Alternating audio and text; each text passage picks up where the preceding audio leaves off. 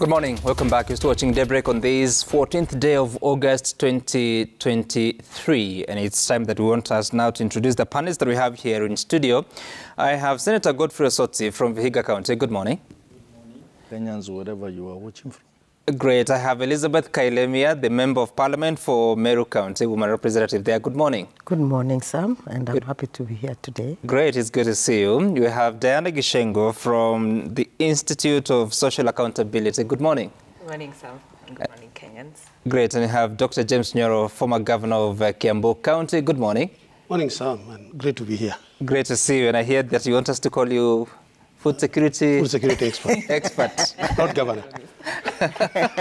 No. You're also okay. No. former governor of Kiambu County. And of course, I had wanted us to start a little bit by taking a look at what is happening in the country in terms of the political conversations. We know that on the papers that you find, Kindiki wants Raila on protest. He's saying that should the talks not go the Azimio way, then they should not cause trouble. Interior CS Kindiki has warned Azimio Umoja leader Raila Odinga against threatening to resume protest if the planned talks at Bomas of Kenya do not go their way. He urged the opposition to allow dialogue to continue peacefully and accept the outcome. Then also on the front page of the Standard, you see that story, U.S. hand in Ruto-Raila talks. Delaware Senator Chris Coons, who has been involved in Kenya's political situation, met opposition leader Raila Odinga, and is set to meet President Ruto today as United States seeks lasting stability of its key regional ally. And of course, because we haven't heard from you for such a long time, Dr. Nyoro, tell us what your thoughts are, especially on the conversations going on between Kenya Kwanza and the Azimio team. There has been a lot of issues put on the table, being the agenda from the Kenya Kwanza, the agenda from the Azimio side. We understand that today the technical team should be sitting down to thrash out what that agenda should be. What do you make of these conversations, and where should we look forward to finding a solution out of it? Well, thank you, Sam. I think as a country, they say even as individuals that if you have some energy, why use it on friction? Why don't use it on movement? As a country, looking at the issues that we are facing and the issues that are coming in externally, I don't think we have time to continue pulling apart. And therefore, the fact that the two teams are coming together, our expectations are that they would come with no strings attached. They will have the country at heart and probably come up with a long-term solution. I think we have 4 years to go. And if we spend those 4 years looking at the issues of health, issues of security, issues of food security, and so on, would probably be a better country. So my expectation is really, going by what the papers are saying, is really that when these people sit, there will be no personal issues, there will be no push and pull, and that they will put the country, at the center of this. If you look at what the other countries are doing, I mean, we see the president visiting Uganda. We see this visiting senator. We see other heads of state. We see what is happening in Niger. It's that, as a continent and as a country, we need to be together.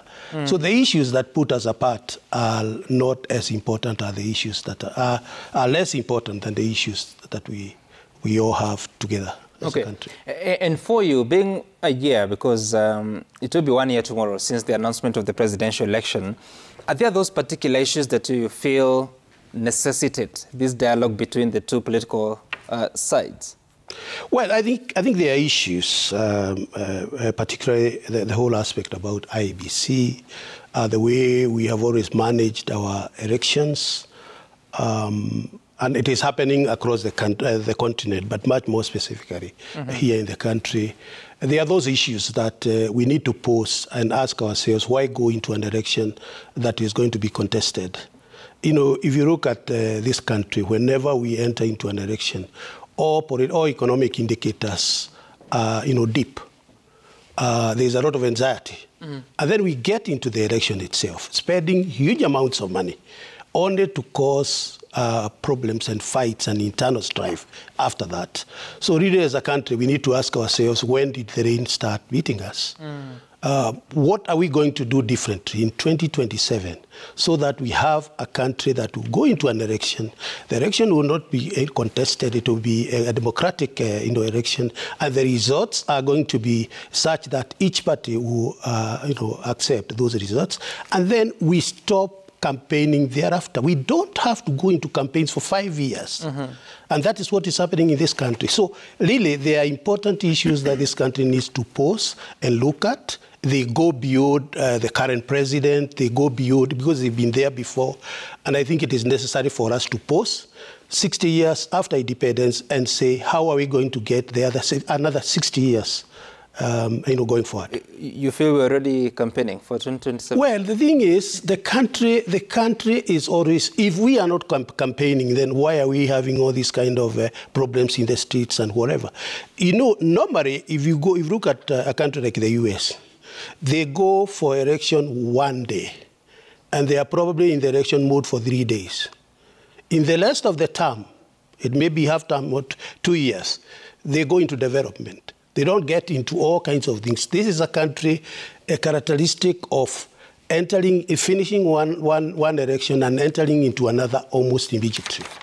The point really is, when do we do development? So those issues that makes us enter into that state really needs to be thrashed out so that we finish election like other countries and enter into development. So do you think the problem is with the election as a process, or with the personalities that take part in elections, especially for the... I think it is both. It is both. First of all, if you have a default system, if you have a default election process, people start questioning, results, because it is that process.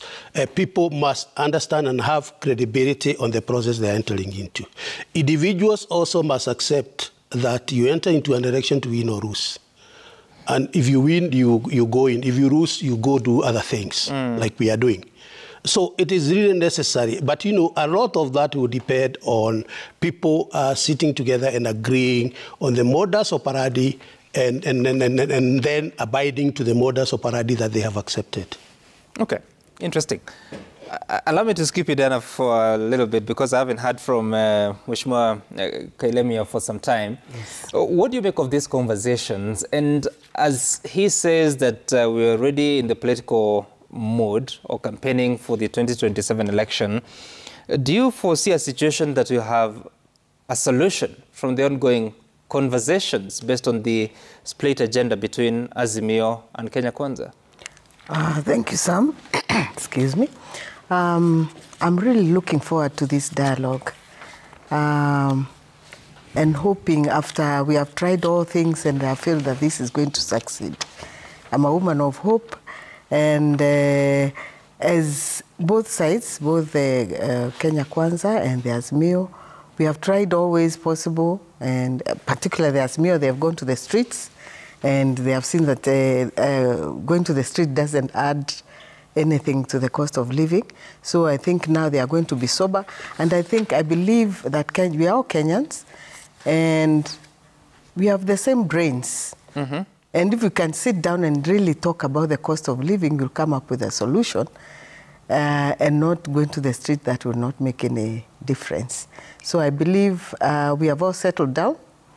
As Ms. Senyora says,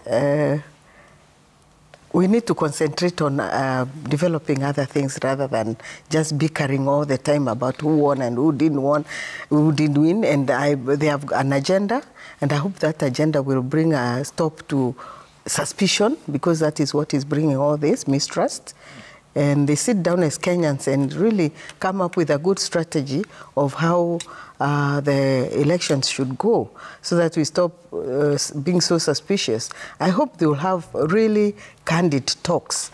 We are the same people. So really, I don't know what happens when it comes to whether I've been defeated or whether I've not been defeated about the elections. Where so can't we think... You think Azimio's main problem is that they didn't win the election? I think so, because really I haven't seen much change from the previous government to this government, apart from now the current government trying to make a few changes to make the Kenyans better, lives better. But if there was any change, we could have made from, I don't know when. So let's stop about this political who won and who didn't win and concentrate on developing this country. I think that is very important, and that's my take.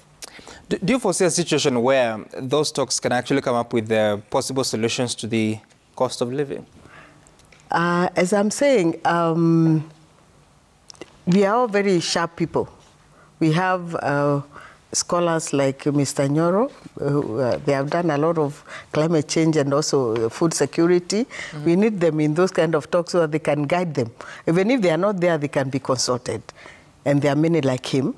So that we leave our selfish interests. Actually, it's about self-interest. That's what all this is all about. But we are really... I don't think it's about food security, if you ask me. Mm-hmm. All these demonstrations, if it was about food security, they'd have called the experts, sat down with the economists, with the agriculturists, you know, all these people who are concerned in that sector, mm-hmm. rather than making noise in the streets. And if you actually think it's about self-interests, yes, do you really expect a solution out of that? Well, there comes an end. Probably they are, you know, they have seen sense, both sides. If there is anything wrong on the other side, they have also seen sense. They have been talked to, and as me also have been talked to. Even you can see there are a lot of people coming in, talking to them. So I'm hoping there's some sense which has been put in to them, and they'll concentrate more on what they mean, food security, IEBC, and other things. Yeah. So for you, is there an issue for talk? There's an issue for talk. I believe so. Uh-huh. As I said at the beginning, I believe in dialogue, because sometimes there is a lot of misunderstanding because you are not reading from the same page. Uh-huh. And I know there's been a lot of consultation. I have a lot of hope that something good I'm looking for that particular issue that you think this team needs to talk about. The particular issue that I think this team needs to talk about is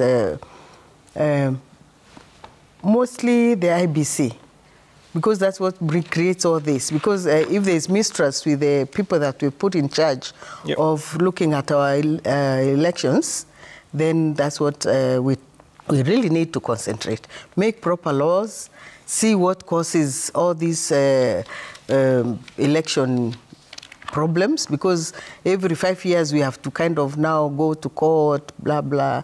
Why? What is this that makes people not trust the elections process, electoral process?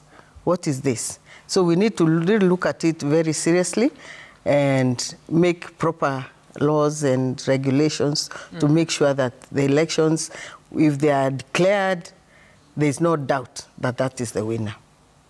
Okay.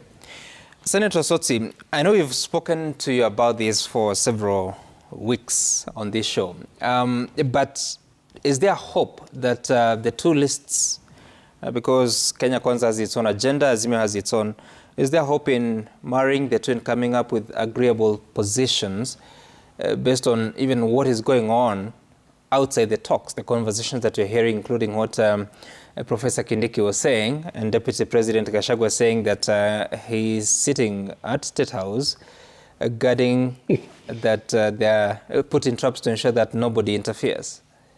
Well, first of all, let me put it very clearly. As in Azimio, we are very committed to these talks. Remember, one of the things that created the need for us to go to the streets was because there was no chance for dialogue. We wanted to engage on the issue of cost of living. We wanted to engage on the issue of finance bill, but there was no opportunity. You know very well, Sam, the other side has been chest thumping and saying, we are not ready to talk to losers. We are not ready to talk to, I don't know, all manner of names. So that forced us to go to the street. But now that the two sides have decided to come together, it's a good thing. Mm-hmm. Last week I saw a change on the part of Kenya Kwanza. They looked very accommodative. They looked more reasonable. The kind of statements you hear from the likes of Kimani Ichung'wah were not coming out. And I think partly the reason is that there is a lot of international pressure on them to sit down and engage, because this is our country. We cannot chest thump and say that we are not ready to engage. Sam, I told you the other day that these two sides, they share this country equally. Azimio controls about 50% of Kenya, if you look at the voting patterns in the last election. And I asked you, do you think that has changed? It's one year now. It has not changed. If you go back to various places of this country, in fact, in any case, Azimio support has gone up. I speak as a politician who walk around the country. So it is important to engage. It is important to listen to each other. And I think the kind of statements you hear from the likes of Kindiki are not very productive, are not very useful. By telling us that if talks fail, you should not go to the street, is trying to preempt the outcome of the talks. And that coming from a very senior member of government is very unfortunate. And you remember Kindiki, in fact, this is not the Kindiki that we all know. This is not the good professor of law that we know. This is not the good senator who was one of the best deputy speakers that we know. This is a different person.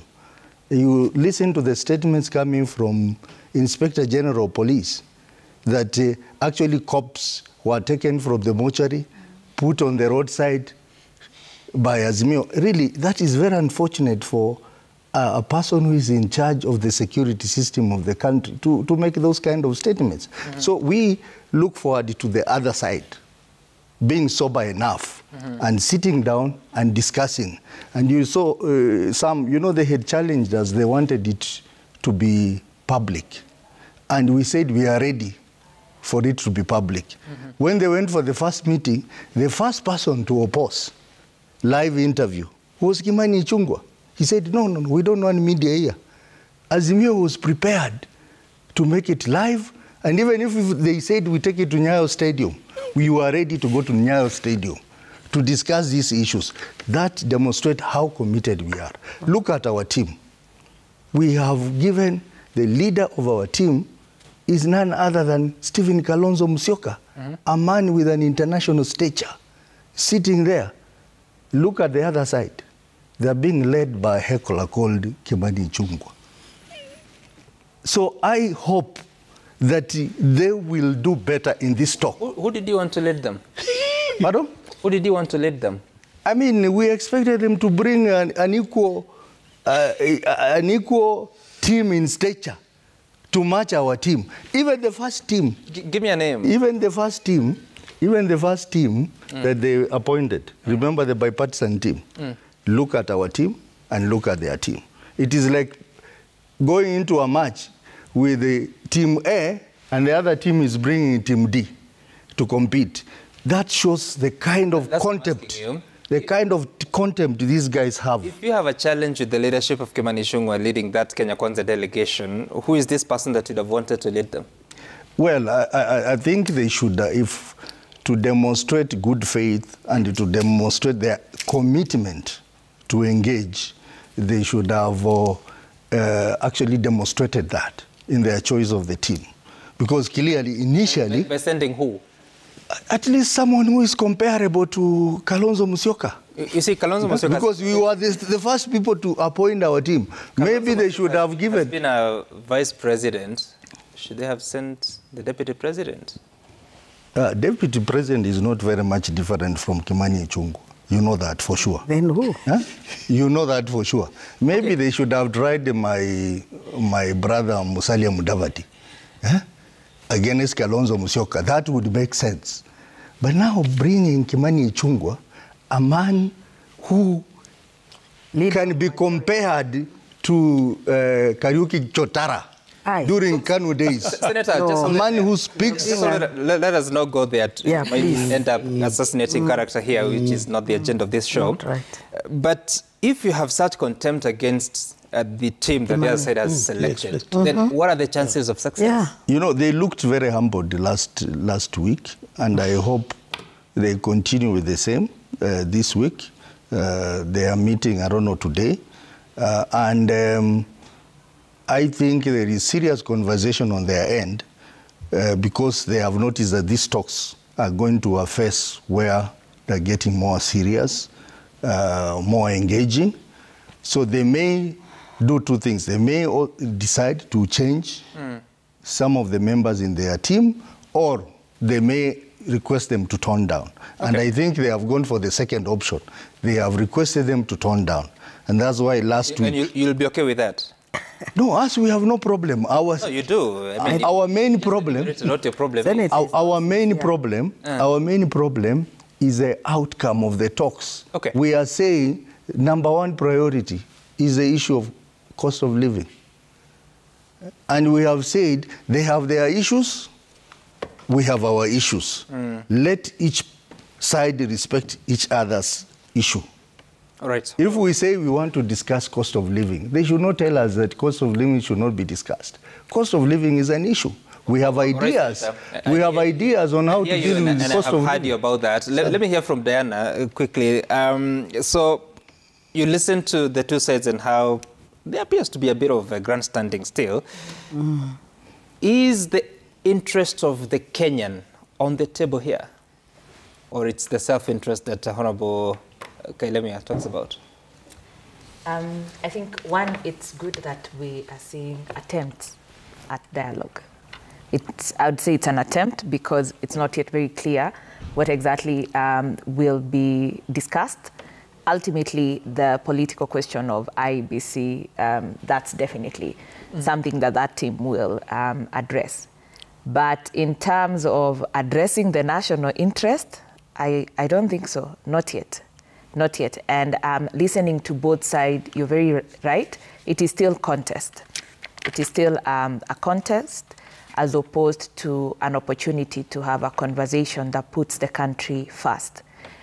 Increasingly, the team, I'm not sure what the difference between the bipartisan team is and the current. It still feels like the same thing, and it's around the principles. The principles do control each of them near half of the country, but for political interest. When it comes to issues like cost of living, I doubt we have seen, I doubt that will be addressed in Bomas. It will only create space for experts and Kenyans to come together and now begin the conversation on how to redress it.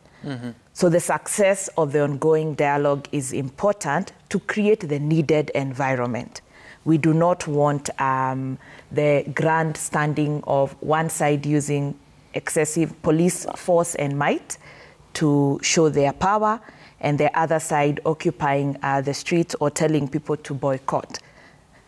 It's definitely important that we all express ourselves in that regard, but based on where we are, our economy, we're just coming off a campaign now. We have started a new campaign where one side is trying to show we are in power, we got this, we have the best ideas. The other one is getting ready to oust the other side 2027.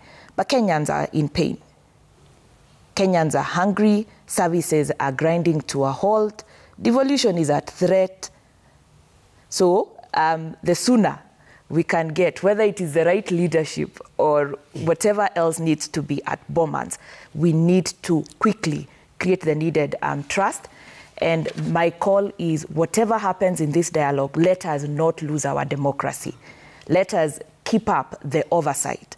If Azimio and Kenya Kwanza create their truce, Azimio remains opposition. The handshake lowered democracy in this country. We hope that the current debate will not get us there, but it is useful because before that, Kenya Kwanza had also undermined the parliamentary democracy that we have in our country. So that would be my caution.